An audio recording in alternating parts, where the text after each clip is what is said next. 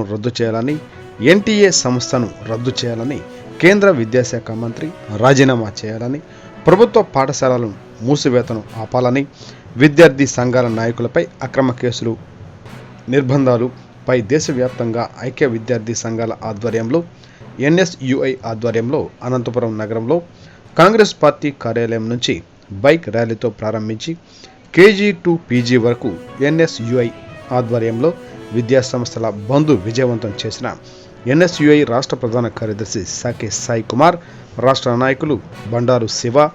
జిల్లా నగర అధ్యక్షులు నిశాంత్ రెడ్డి, ఎన్ఎస్యుఐ జిల్లా నాయకులు మురళీకృష్ణ, మంజునాథ్ ఈ సందర్భంగా వారు మాట్లాడుతూ నేషనల్ టెస్టింగ్ ఏజెన్సీ విడుదల చేసిన నీటి పరీక్ష ఫలితాలలో దేశవ్యాప్తంగా 67 మంది విద్యార్థులకు 720 మార్కులకు 720 రావడం, అందులో